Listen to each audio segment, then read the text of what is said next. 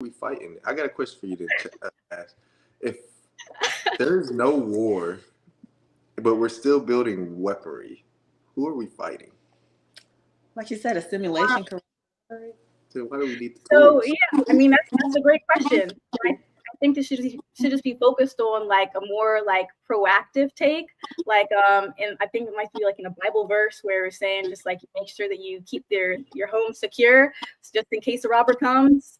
I mean keep those systems in place just in case because you understand that's the reality. However, when you operate from a moral ethical standpoint, you don't deploy them just because like especially when we're coming into a polarized. So Rebecca made a great point earlier about a more polarized, divided world. That's what we do not need. And so all other countries, I think that they are very reasonable.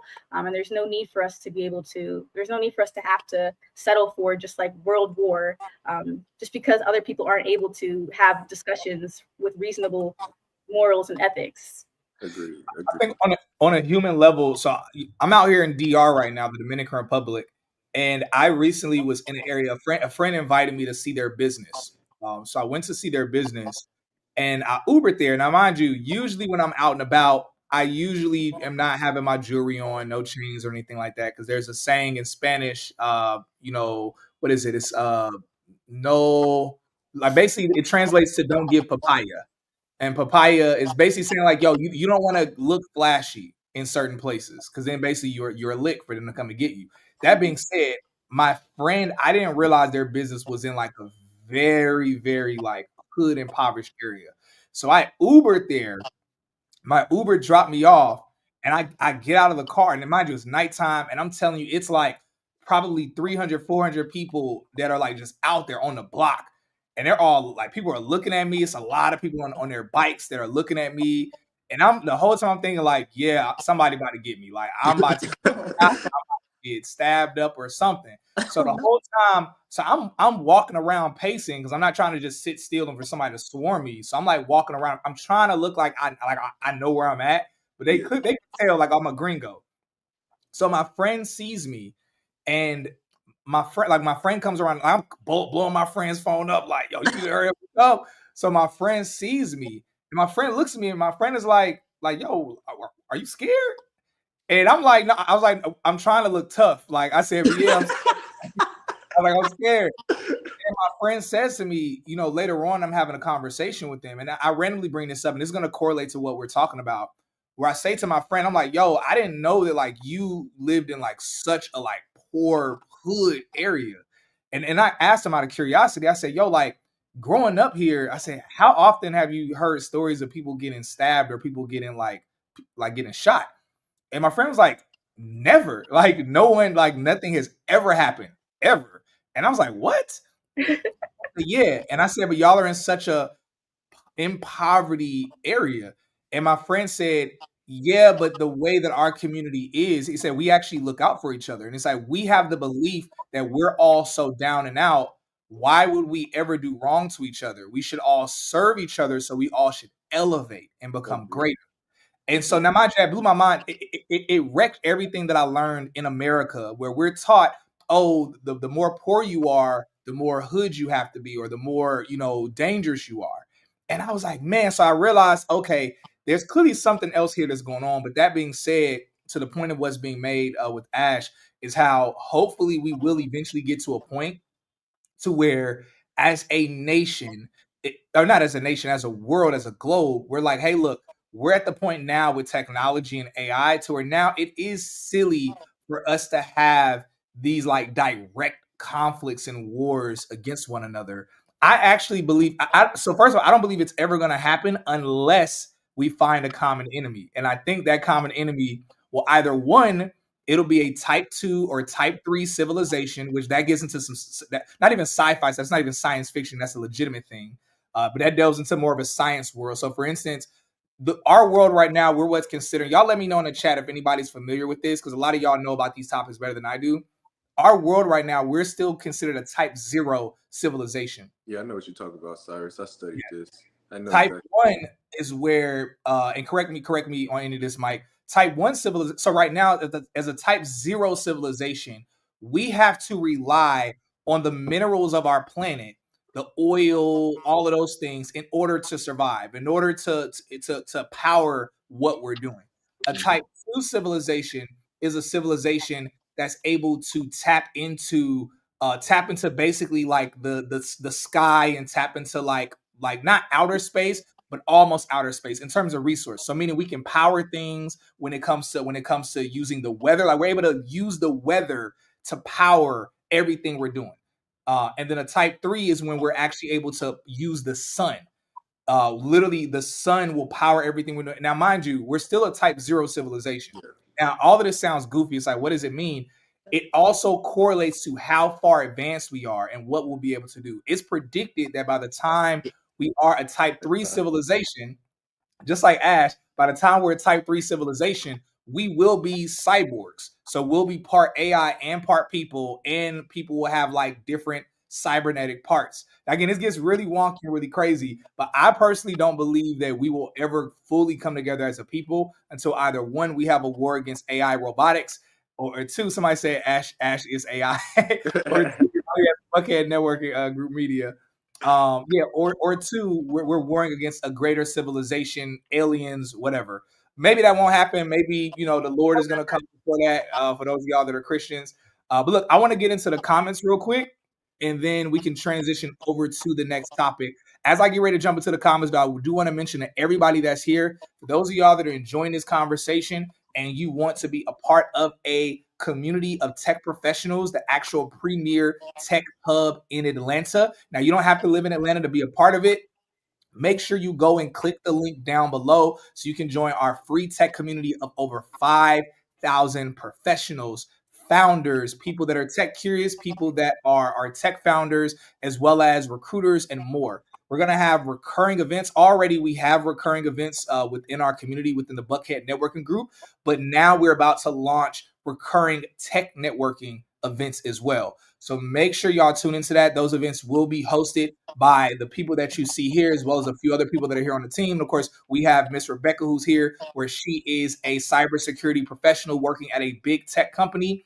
We have Mike, who's here, who's been in the tech industry for a while. He actually is the most technical person here, I would say, in terms of him actually having skill set and experience as a software engineer. But to take it a step further, he is a founder of a AI company called Biz Inc., where, as you can imagine with the name, their customer base, they are a B to B to C type of business, where if you have a business and you're trying to get more recognition with your business within people that are local to you or within your customer base, definitely tap in with Biz Inc. and what they're doing. It's really incredible stuff. Of course, y'all know we got Ash, who's here, our AI specialist, who is a former tech recruiter herself, now currently working at a different tech company. But aside from that, she is the founder of Better Boost, and her AI technology is going crazy. I have pre-ordered my technology that she's currently wearing right now. And look, y'all, make sure that y'all tap in with our free community. We don't just talk about tech, we talk about it's a large community of over 5,000 people. We have different like professional events, different like romantic dating style events. It's a really incredible community that's growing and booming. So make sure y'all join sooner rather than later, especially those of y'all that really want to tap in and be a part of what we're doing. Because by the time we get to 10,000 and 15,000 members, it's going to be significantly harder for you to be able to gain some type of position or some type of some type of position within the community for you to be able to do what you want to do. So make sure you join sooner rather than later. Click the link down below. It'll say the tech is new black, but literally if you book a call with my team, just tell the team that you're booking a call. If you're only interested in the community, tell them that you're only interested in the community, and my team will make sure that you're tapped in with the community. Anyway, that being said, let's get to these comments real quick. So, hey, Johnny in the building. I just want to shout out Big Boss CEO. I seen you in the comments, boss man. Hey, appreciate you for tuning in, Johnny. Go ahead. Yeah, that being said, so Johnny actually left a couple comments. So yeah, just to double down on what Mike said, Johnny is the CEO of Buckhead Networking Group, which Tech is the New Black is now a part of. So Johnny is a CEO of it all. So definitely, I mean, a lot of y'all probably know him already. For those of y'all who don't, make sure y'all tap in with him. Just make sure you follow the Buckhead Networking Group page on Instagram. It's a really active page with a lot of cool stuff going on.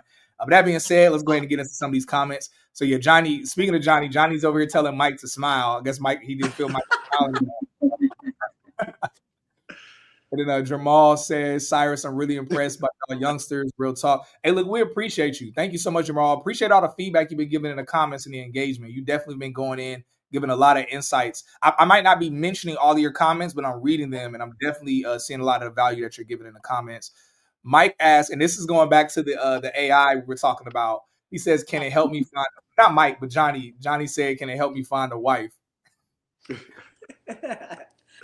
Maybe. It may be. Maybe not be the wife you want. We got AI bots. Listen, we got AI bots walking around scoping your perfect match. You can have her. You can have her. Yo. So something. Jamal says, I've been in government working as a contractor for the last 24 years, and I've been testing this technology and building combat weapon systems. R&D is critical, and trust me, the military and even movies have been testing this technology for almost 30 years. Yeah, it's one of those things where our government, and to your point, Jamal, our government has always wanted this, but it's one of those things where our desires, our technology wasn't where our desires were. And so, I mean, we can see it. Like, think about Back to the Future, Terminator, any of the movies. Our imagination, our creativity was there, but the actual technology didn't exist yet. So, yeah, to your point, it's just the fact that as we've had variations of this within the military, I served in the Marine Corps. I got to see some technology, probably not as much as you, Jamal, when I was serving. But all in all, we're finally at a point to where our technology is catching up with our imagination. And the irony is that now our imagination is limited. And so AI is going to start taking over and being like, okay, y'all's imagination is limited, but now I'm going to supercharge what can be created. So if anything, again, going back to what I said earlier, we're a type 0 civilization. And I mean, we've been around for, depending on your beliefs and your views. If you're a part of the Judeo-Christian faith, then you believe we've been around for roughly 8,000 years, 6,000 to 8,000 years. If you are, anything else, you would say, hey, we've been around for maybe about 200,000 years. Either way, let's say we've been around for 200,000 years. By the time it takes from us to get from a type 1 to a type 2, that'll probably only take about 500 years because everything is expediting so fast. Can I talk about that? Because I love that you brought that conversation up. Because I always tell people, if we can reach the astral belt, there's more materials in the astral belt that Earth has to offer. What is an astral belt? The astral belt is the belt after Mars. So when you think of the Sun, Venus, Mercury, is it Mercury or Venus? Mercury then Venus? Well, whichever one the order is, y'all help me out. You got the Sun, you got Mercury, Venus, Earth, Mars, then the astral belt. The astral belt is a bunch of rocks. It's a bunch of rocks. If we can reach the astral belt and mine the astral belt, and right now Elon Musk is working on technology just to get to Mars and to make a colony on Mars. Right now we're building a space station on the moon because it's easier to lift off from the moon to go to Mars than Earth to go to Mars. So we have a lot of things that they're working on right now when you talk about the civilization, and I love that you brought it up because I kind of studied it. It went super far. Like when you talk about Civilization 9, it's just crazy. But the thing, we're not even one yet, but I see it coming so quickly. And just seeing what Ash looks like right now, that is going to be our reality in the future because people are going to have to embed themselves with these tools because at the end of the day, we as humans are always curious. The robots aren't going to be curious. We are curious to want to expand and see what is our limit, what is our potential. They do research all the time on the study of humans. How can we live longer? They have things out there that can they aged a rat to 70 and regenerate it back to 30 because as humans we just want to live longer and we want to expand our knowledge and our reach, and with AI it's going to allow us to skip all the learning curves. I don't have to sit in school for 18 years of my life to learn a subject, to be able to graduate. Imagine kids graduating at the age of 7 and be able to instill all that knowledge because they sat in front of an AI computer that taught them those things and the development of the human mind and the brain of how far we can go. So I love to just talk about just the civilization and where we're going because it's crazy. Yeah. And like I said, in the next 500,000 years, I wish I was on this earth 500 years from now. I was just like 3 days ago. Like, this is such an exciting time right now, but I was like, dang, I'm low-key jealous I'm not living 200 years from now. Like, You never know. They might come out with some technology where you can, people want to live forever. That's like the thing. So you just never know. I got a Jeff friend that said Bezos, he would chop his arm off and turn into a cyborg just because he wants to be a cyborg so bad. He would literally embed himself into a computer. You have Elon Musk drilling in people's brains, and people are saying, yes, put that Neuralink in me. I'm not going to allow you to drill in my brain, but there's going to be a time 100 years from now that's going to be normal procedure. Like that show Black Mirror. I don't know if anybody Yeah, ever I watched watched that, that, yeah, but it had a lot of aspects in it that was like, wow, this could really be a thing. It's scary, but it's true. So we got a question from a Buckhead Networking Group Media. So the question from BNG Media is, what jobs are at risk with the emergence of AI? I'll give my input on a high level, and then I'll pass this over to anyone else who wants to touch on it. So short term, many jobs aren't at risk short term, especially not in certain industries.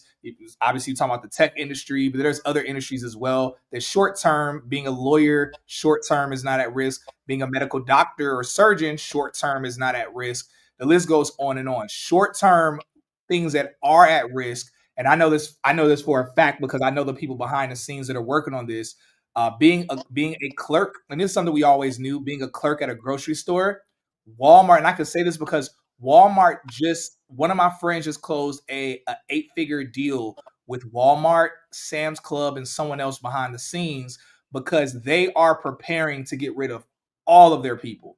Because one of the things that's been in existence before the AI started popping up or got popular was that we've already seen self-checkout. Now with AI, with robots being able to scan things, then being able to up security, it is a serious plan for them to go ahead and just get rid of their workers. But instead of them just getting rid of their workers, their plan is to offer their workers not just severance package, but to offer them to pay for them to do a tech boot camp.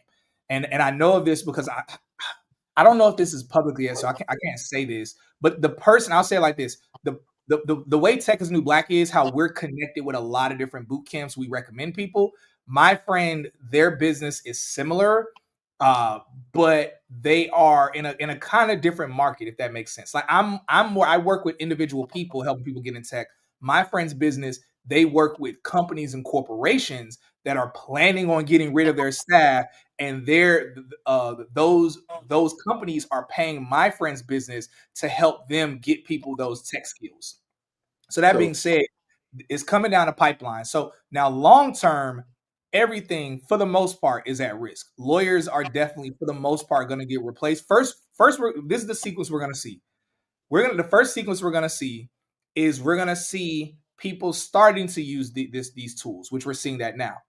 The second layer of sequence is going to be it's going to be a necessity to use these tools. And if you're not knowing how to use these tools, then you're going to look less efficient, or you're not going to look as qualified. Then the next layer is going to be people knowing how to create these tools to do certain tasks already. So instead of there being, like, let's say, instead of there being a senior software engineer who has 10 software developers working under them and all of their software developers are using AI, eventually it'll just be that senior software engineer where they're using an AI tool where that AI is managing the other AI tools. And I think this is where we get into either AGI or is it ASI, Ash? Artificial superintelligence. Yeah, artificial superintelligence. And then eventually, so y'all see, eventually it'll roll downhill to where a lot of these things are needed. We already see that AI is doing surgeries, is doing AI and robotics crossed over are doing successful surgeries. They're able to, they have a more level of detail than a doctor can, than a medical doctor can when it comes to doing surgery. We're seeing literally there's a company last year, lawyers have been boycotting a company called what's the name of the company? It's a company that came out last year where it's a company where basically it's an AI lawyer. And as we can imagine, that's honestly one of the easiest things for AI to replace is a lawyer. And I hate to say that, no disrespect to any lawyers here, but it's like your job is to know all of the laws, to know the case of what happened with your client, and to be able to argue for your client or argue against the person that you're trying to prosecute. That's the easiest thing for AI to do. AI will know all the laws in 30 seconds in your state or your city. AI will know the case in 30 seconds. AI can argue better than a human can argue because it knows every law, it's like trying to play chess against AI. It's like you can't beat it because it knows every way that you don't know how to go. So anyway, eventually everything will be replaced. And that's why my belief is everybody get in tech if you're not in tech, or if you don't care to be in tech, do something. That's number one. Preferably get in the industry in a way where you are learning or leveraging AI. That's number two. The third part is collaborating with other people that are in the industry or networking. That's why BNG, what we're doing with Buckhead Networking Group, is so important, y'all, to join a community of other tech professionals where now you're in a community, you're networking, you're mixing and mingling. Now you meet with 2 or 3 people, y'all can literally create your own AI startup.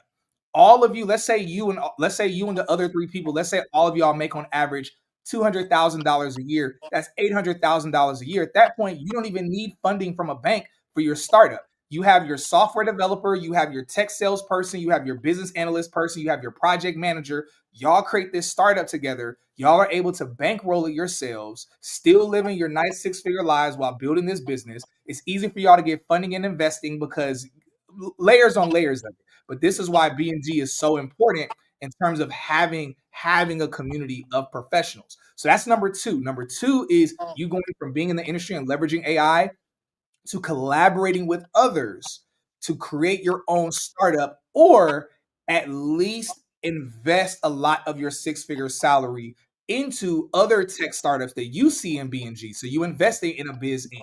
You investing in Better Boost and the technology of what Ash is doing. So that way, as you know, and as we know, investing in these businesses as they grow up, as they scale, we know passively that'll grow your income. So either way, the only 2 safety nets that we have as a people, and I'm saying this for everybody in here, and I say as a people, both as a Black man, but also just as a human. If you in here in the chat, you my people. The only safety nets we honestly have are either 1, becoming a big investor in this technology, or 2, being the founder of this technology. Outside of that, there is no job or role where you're going to be safe. That's just the name of the game. So get in now, scale now, collaborate with others, and create your own, or invest a lot of your money into others that already exist. I hope y'all taking notes because you just dropped your gem, Cyrus. Yeah, you said that perfectly, bro. Yeah, thank you. I appreciate that. I don't even have anything to say. Like, yes. Hey, thank y'all for the super chats. Hey, appreciate that. We got a 99-cent super chat from Warden the Net. And then he also dropped a $1.99. Hey, appreciate that. Appreciate it, brother. Yeah, that's great. That's great. Good stuff. Good stuff. Look, y'all. So I'm gonna address a couple more comments, and we got to get back into this news. So Ash, you get ready for the next piece of news. We can transition over to. So hey, Cyrus, I am going to drop in a few. I'll let y'all continue your show. But what is the ETA on the show? We're gonna wrap up at least. I was gonna say 3. It'll be 2:00 y'all's time, 3:00 my time. Okay.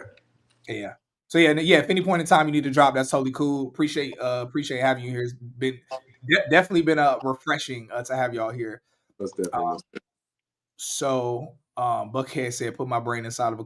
That actually might be what people are gonna do. People are probably gonna like have their brain, or it won't even. The thing is, it won't even need to be our brains. It'll just because AI can copy your personality, so it can copy your consciousness, and so you technically, y'all know what's gonna be beautiful is that in the next at least 10 years, maybe 5 years, whenever grandchildren or children lose their parent or their grandparents or their great grandparents, instead of having to look at photo albums or instead of having to look on social media, they will be able to interact with the the digital copy of their family member that they lost. So we actually are going to, and we're not far away from this now. This is going to happen literally within the next couple of years if it hasn't happened already. So where whenever, let's say you have a spouse, you and your spouse will be able to upload your consciousness and who you are into some database. So if you ever lose your spouse, lose your partner, lose a family member, you will be able to interact with them like it.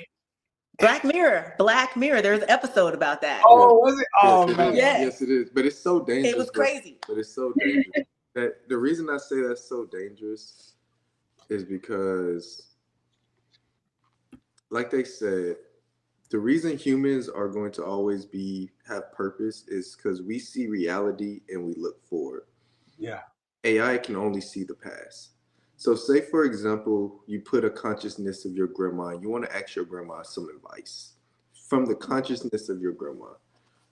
Your grandma point of view could have changed due to today's reality. But if you're talking to the grandma from an older reality, would it be able to advise you the right strategy for the future? Because AI can only see the past. So that's the trickiness behind the clones out. It's going to be wonderful just to see the refresher of hearing the voice, seeing the face, talking to these clones of our people. But the scary part, how far do we get to really connecting with these people? You lose your wife from a tragic accident, and now this person is obsessed with this one person on TV and has never connected back with another woman. Is that dangerous? That you're so attached to this now conscious bot? Yeah, a lot of people aren't going to move on. They're gonna be.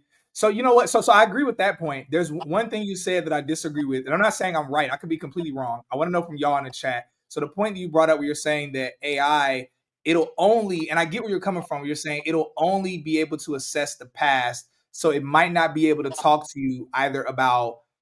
Basically, it might not be able to talk to you about future things, or like, let's say it's a parent. Let's say a child loses their parent. Let's say I'm 11 years old, lose my father. So now when I'm 18, 19, I'm trying to ask him about, what I should do career wise. Or maybe I'm trying to ask him about, I'm thinking about marrying my girlfriend. Am I too young? Whatever. We're in love though. And it's like, okay, because AI only understands my father from the perspective of me when I was 11 and the advice he gave me at 11, then maybe it might not be able to advise on that. The only reason I would disagree with that, just this scenario, I would say, is because AI, and Ash could probably speak to this a lot more. AI, what I've been learning really through learning this through Ash, is that it's at a point now to where it doesn't just know our past. It can algorithmically, Predict. it can make predictions based on how we would respond to things. Like, it's just like the algorithm on social media. But then does that make it the true person at that point anymore? Or is that the AI at that point? Because now you're just predicting what a person you think that person would say, but Yeah, due to that person, we don't know what that person would have said. So it's tricky. that's real. It's No, real that's tricky. real. It's real tricky. That's real. What do y'all think in the comments? I'm curious. Y'all, we getting into some wonky stuff, but we love it though. We love it though. Ash, are you ready to pull up the next piece of news? Yeah, absolutely. So essentially, you guys already know how Elon Musk was suing OpenAI just because he didn't like the way that it was, evolving from a nonprofit. And so basically, he was suing OpenAI and Microsoft. And so essentially, this is for antitrust violations and monopolistic practices. And so he claims that these companies have stifled competition and consolidated power in the AI industry. And so this basically is just raising concerns about fairness and accessibility. And so if basically this lawsuit succeeds, it could lead to greater transparency and open communication in the AI space, fostering innovation. However, on a regulatory stage, we're looking at really catalyzing strong regulations around AI ownership and usage. Also, smaller companies obviously are going to be able to benefit from these advantages in the competitive landscape. And so as far as like real life applications, we're looking at startups gaining really access to exclusive AI technologies. And also we're looking at lower prices for AI products. And as competition increases, we're looking at really being able to have to evolve in this space as business owners, as individuals. And so first and foremost, do you guys think that Elon Musk is right to sue OpenAI or Microsoft for antitrust violations or for stifling competition or innovation? Let us know in the comments. Let us know in the comments. Keep it real. Let us know. You think that Elon has the right to be able to do these things? Obviously, since he's presented it on like a legal stage, there is some backing. Do you guys think he's going to win? Well, Cyrus, what do you think? I think it's going to win because if it is in writing, which I do believe that it was, if it was in writing, because initially when OpenAI launched, their plan was to be a nonprofit. That's what they said they were going to be at first. Now, obviously, plans change as a business. That being said, if an investor invests in your business off the premise of you doing something as a nonprofit, you claim you're doing it just for the betterment of humanity and not to become rich. But now all of a sudden you in the Billionaires Boy Club and it's your for-profit business.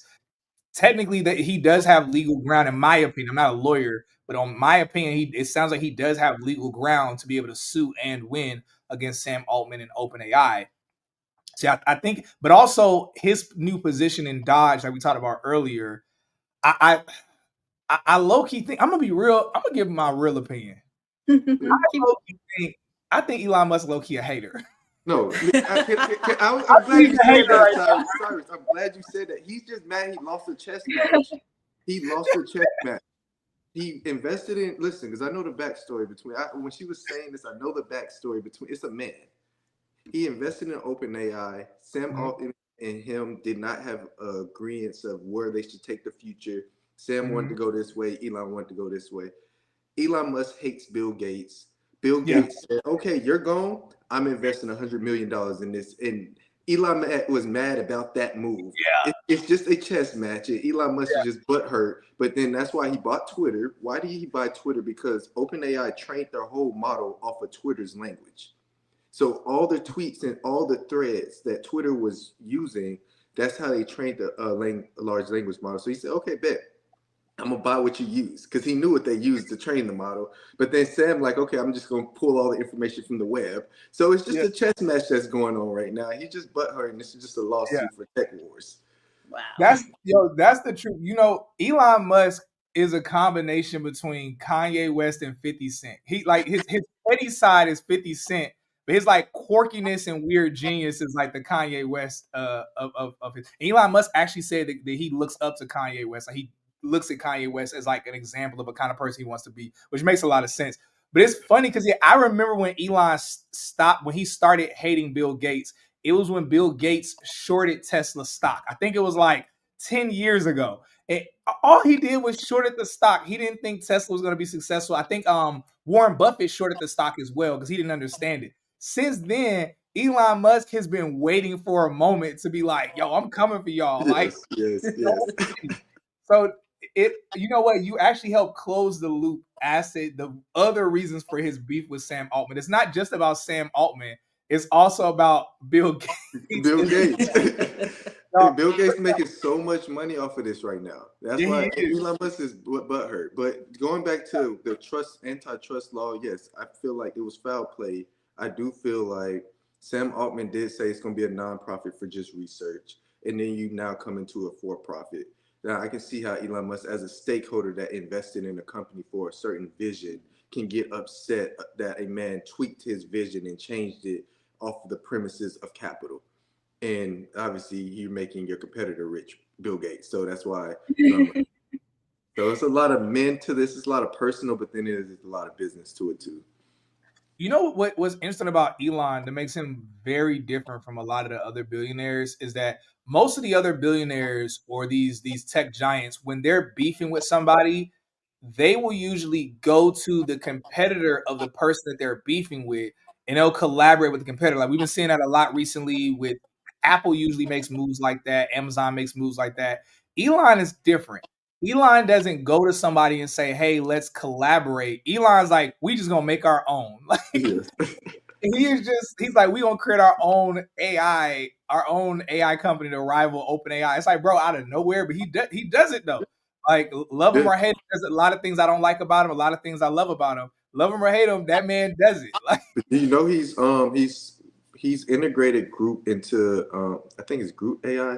It's embedded into Oracle. So basically, Oracle is the largest database company in the world. You know, all our data systems go through Oracle, MySQL. They are training off of his AI system. I thought, and this is a sidebar, I thought he changed the name from Group to XAI. Or is that a different AI? Is XAI I think that's just Twitter. That's just Twitter. The back. So you got Llama. Llama is like the Meta's AI. I think the back infrastructure is Group. I don't know if he changed the name to. I thought XAI was just for his X platform, but I'm not sure on the titles. Yeah, Dennis said these billionaires be petty. Look, Yeah, they're be so petty. petty, Yeah, y'all. they be petty. So petty. Like, and the They be thing is, petty. we are all pawns in their game. Like, Yes, they be, we just like, okay, all right. Like, it's really crazy. It is really crazy. So, man, this is interesting. I wonder how this is gonna pan out because I wonder who's gonna come out on top. Honestly, I would say this. I'll be honest with you. Yeah, It's B2B and B2C. Elon Musk is taking the government approach. Sam Altman is taking the consumer approach. Right. Mm-hmm. You got to think, do government sell cell phones? No. We use cell phones every day, and that goes to a private company. That's a consumer. But we are embedded in the government, so it's regulated by the government. So Elon Musk is taking more of a government. Yeah. OpenAI is going to be open consumers. So it's that battle. Mm-hmm. But so then Elon Musk may be able to regulate. That's what I was going to say. The consumers. Mm-hmm. So it's a chess match right now. It's interesting. I do believe Elon might come out on top. I forget who it was. It was one of the other people that are part of PayPal Mafia. I forget which billionaire it was that said this recently. But he said he would never bet against Elon. I would never bet against Elon. I would never go. But I think that's part. Mind you, all of these men to some degree are geniuses. Like, they're all geniuses. Like, you don't get to do the stuff they do without, whether you like them or you hate them. They're geniuses. You got to give them their credit.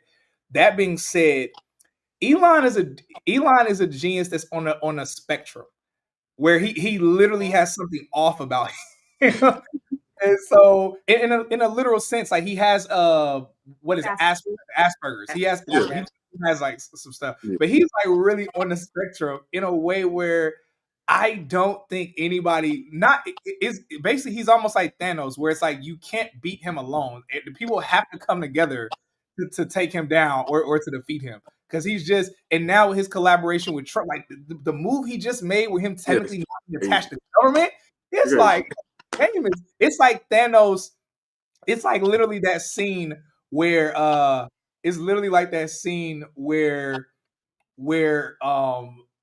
Thor comes down and he stabs Thanos with his hammer, and then Thanos is like, "You should have went for the head." Snap! It's like, that's what Elon's like looking at Sam Altman like, "You should have went for the government." That's why when you ask that, I'm like, definitely Elon. I think he has more power. Yeah, he has more influence, more power. You remember he said, I don't know how much the language on here, but Disney tried to boycott him, and he was on live stage, and he was like, "F him, F Disney. You're not gonna boycott me." Yeah. Now you can say it. The only things I don't say on here, I try not to say things that'll get like the video taken down or demonetized, and that's usually if it's like, saying like that's why I say pew pew, or I say unalive, like stuff like that. Okay.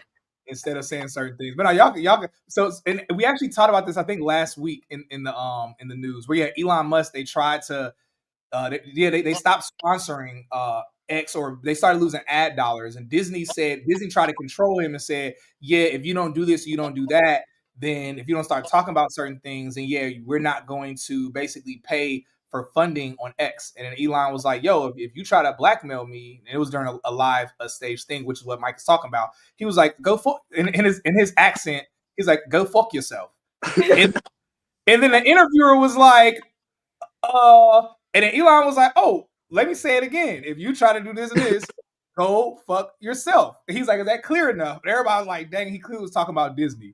Yeah. So, that man is that man has a lot of enemies. He beefing with a lot of people. But you understand why? Like, if you go back, like, y'all brought up his childhood. Like, I got the research on Elon Musk back from South Africa, like how he was born. He was bullied. He was bullied. Yeah, he was bullied a lot. He didn't get respect. So it's like that kid to become a cop. Now you got a lot of power. You're gonna say whatever you want. You beef with anybody because you can say it. You can do it. You can be a bully now. That's real.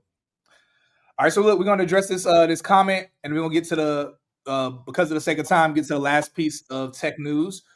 So Emmanuel says, with Dogecoin, the advent of the government Doge position X, SpaceX, and Tesla. Oh, don't stop there. We also got to talk about Solar, which is his other company. We also have to talk about Boring Company. Yep, the Boring Company.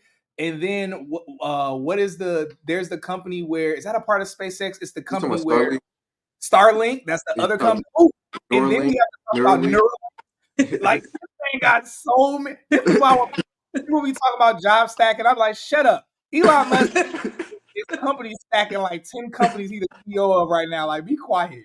But anyway, with Dogecoin, the advent of the government, Dodge Position, X, SpaceX, and Tesla, and all the other companies we just named, and probably some other ones we don't even know about, it is imperative that our tech savvy. It is imperative that we are tech savvy. I'm not trying to be left behind like my pops not knowing how to use the internet. Facts. Big facts. Okay. Yeah. That takes us all the way back to continuous learning. Buckhead Networking Group. Literally. Collaborating. Building your own. Yeah. And look, y'all, we actually have a tech event that's coming up. It's going to be December 15th. Listen, y'all are hearing 14. Thank you. Y'all are hearing this first. We have not announced this yet. So make sure, again, y'all click the link below. Y'all join the free community so that way y'all can get the updates before anybody else, so you can get your tickets before it sells out. Look, y'all, Buckhead Networking Group events have always been incredible. That's a huge part of the reason why I became very interested in Texas New Black, being a part of what Buckhead Network Group is doing. And what's crazy is that around the same time I had interest in us being a part, I realized that there was a mutual interest that Johnny, the CEO of Buckhead Network Group, had for with Texas New Black as well. So that way we could come together and be the premier tech hub in Atlanta and eventually other parts of the U.S. as well. So make sure you tap in. Even if you're not in Atlanta, make sure you pull up. The last tech event that Texas New Black had ourselves, we had people flying in from London. Somebody flew in from Canada. So listen, y'all, that being said, now that we're part of a much larger organization, which is BNG, understand no matter where you're at, there is value in being a part of what it is that we're doing, whether we're talking about the events, whether we're talking about the engagement on the platform, the tech side of things, learning about AI through Ash and others. Make sure y'all tap into the free community, y'all. That being said, I'm going to get into this last piece of tech news. Y'all, this is a doozy. So Google's AI initiative, transforming Africa and the Middle East. So Google has launched the AI Opportunity Initiative, aiming to unlock AI's potential in the Middle East and North Africa, according to a recent report. AI could contribute to $320 billion to these economies by 2030. In Africa, this means that transforming industries like agriculture, healthcare, and education, making them smarter and more efficient. But as AI grows, so do concerns about equitable access and ethical use. Will this initiative help bridge the digital gap between Africa and other nations and continents, or could it leave some communities behind? Want to know from y'all, those of y'all in the chat, as well as those of y'all, my co-hosts, what are y'all thoughts on this? Africa and the Middle East being supercharged by AI, Google overseeing the initiative. What are our thoughts on this? Ash, what's your opinion? We heard from So, you. Cheers. I think when it comes down to ownership, so like obviously as individuals, as businesses, like ownership is the bottom line. And so a lot of these, especially these large monopolies like Microsoft, they've been investing in Africa, for example, for like medical, testing, et cetera, et cetera. And so when we're getting into artificial intelligence, I just feel as though it's a testing pool.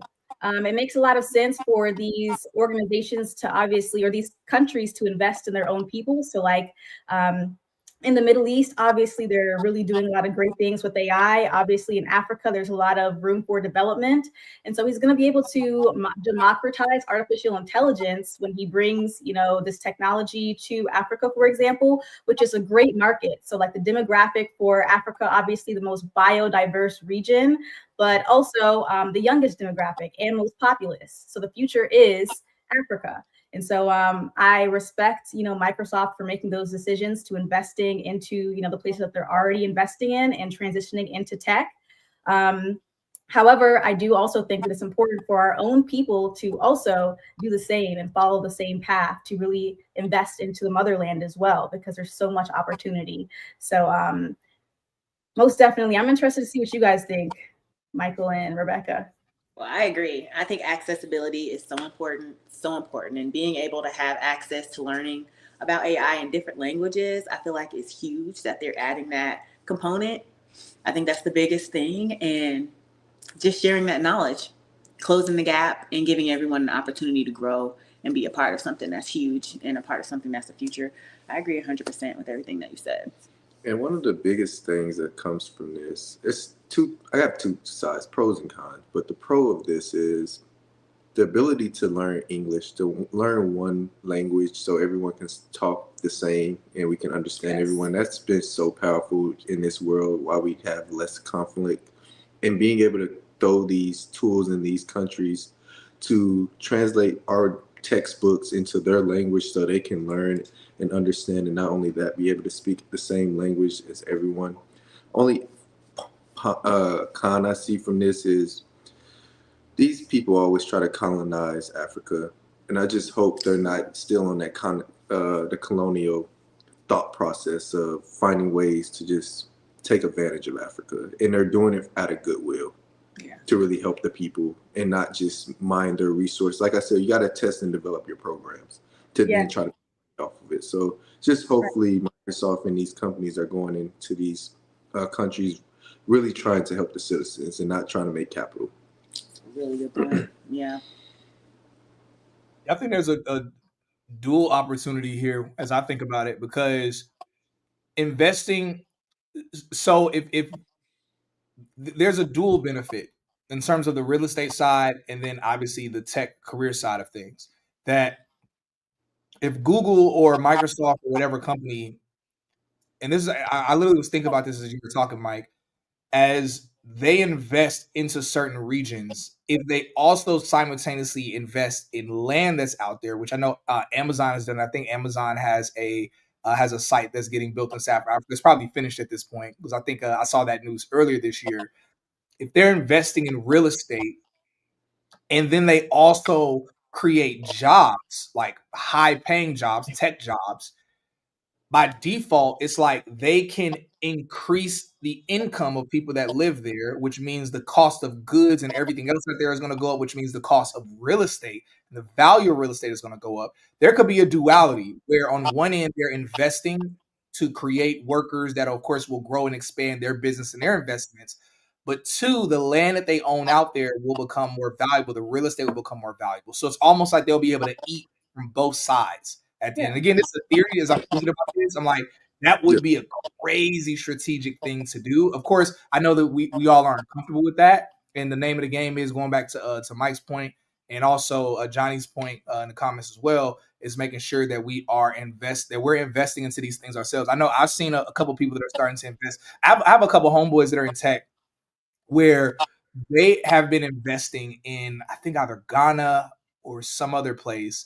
And they're also creating businesses and things out there as well, because I mean, there's a lot of great opportunity when it comes to everything. It's like not an untapped market. It's a market that's been getting tapped into, but it's like now we're talking about with tech, it's a new way to tap into that market that does supercharge the people that are out there. I mean, everybody knows, or a lot of y'all in the chat probably don't know this. I've talked about this before. If you actually look up the top 5 earners in America, if we're speaking about ethnicity, white people are not in the top 5 earners. And I don't say it as a way to disgrace white people, but just as a way to speak about, when we talk about, the man keeping us down, they're not in a position to keep us down anymore. And I say that again respectfully, but literally, if you look up the top 5 earners ethnicity wise in America, and this is constantly shifting and changing, but for the most part, Indians are at the top. Nigerians are up there in like the top 3, top 4. Chinese, Japanese, Filipinos, they're all in that range. The only one that's really unique, that really stands out amongst those groups, realistically, are, it is the Nigerians. Because India technically is a part of Asia. Obviously, they try to separate it, but Indians are another variation of Asians. The Nigerians are the only ones that are very unique in that regards. And so I truly do believe that if we tap in with more of our community, whether we're talking the Black community, or we're talking the various different African communities as well, I do believe there's a lot of value. And again, given that evidence of how sufficient, how hardworking we can be. And again, this isn't me championing Black people being above other people, but I'm a believer of everybody elevating. But at the end of the day, we do need to look out for our own. We need to check our own household to make sure we're good before we can step outside of our house and try to check everybody else. But yeah, I'm pretty interested in this. 7 the gentleman says earners versus owners. Interesting. We're gonna put a question mark. I do want to say, Cyrus, topic for the next conversation, I want to jump on universal basic income, if anyone doesn't understand about universal basic income, because I think that's a big topic that a lot of these tech CEOs are talking about when we talk about trying to go to these countries and take the land and own the land. It makes sense, but then how are you taking care of the people? And they're working on universal basic income, and I feel like that'd be a topic for the next show to dive deeper into, because it's huge right now. Yeah, I think that will be a good component to add maybe to these, where we spend a little bit of time educating on a specific topic, and not just talk about news, but educating on something on a more detailed layer for everybody. I think that'd be super good to add. I agree with you, Mike. Appreciate that.